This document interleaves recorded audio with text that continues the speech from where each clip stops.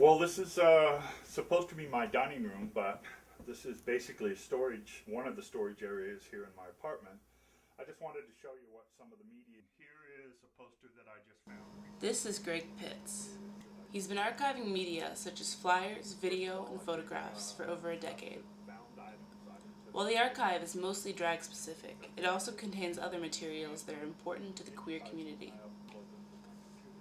With media dating back as early as the 1940s, Pitts' archive serves as an important record of queer history and culture on the West Coast.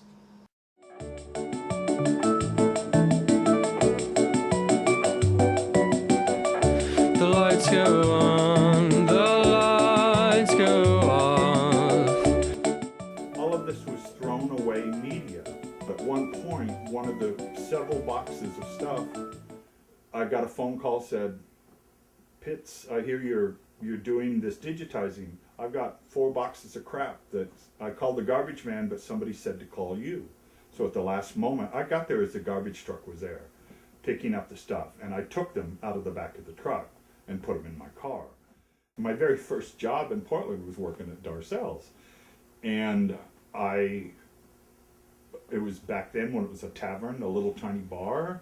And the first time I got in drag in Portland was as a Darcel lookalike. I greeted people at the door as Darcel. It was the most fun I ever had.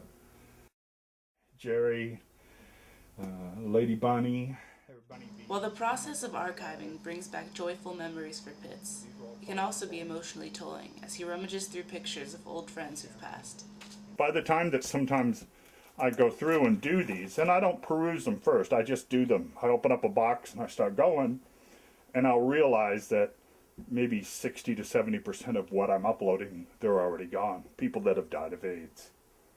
So sometimes it's very hard to do that. That's how come sometimes I'll be on a burst and I'll do hundreds and hundreds of pictures, and then it becomes too much for me and I have to stop. There you go. I just got kind of worked up there for a moment.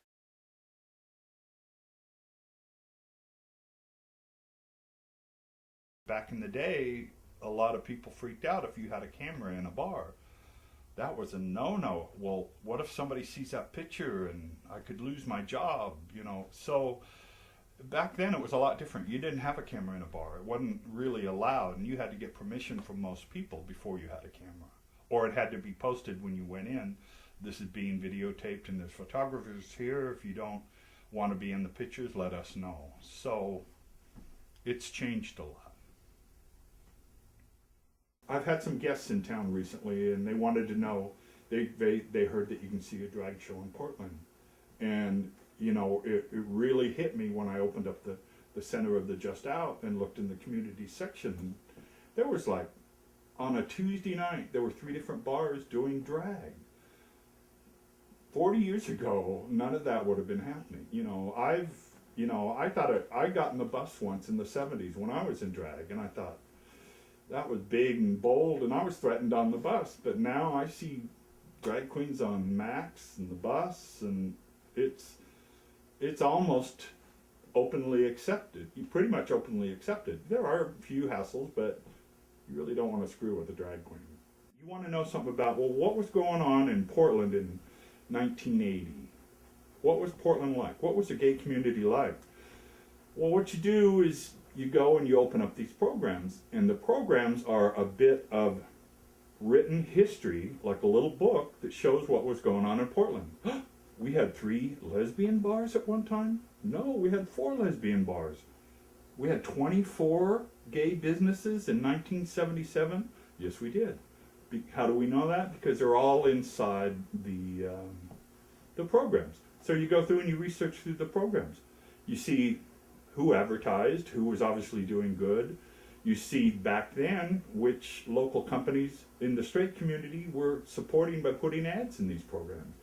So I got to thinking, well, all of this is a little bit of history that I think someday somebody might be interested in. It makes me feel good, makes me feel like I'm sharing something, and that's something that I can pass along. So that's why I do what I do.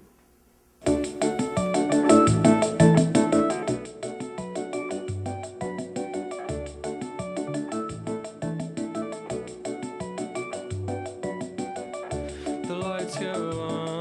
Your life is sunshine.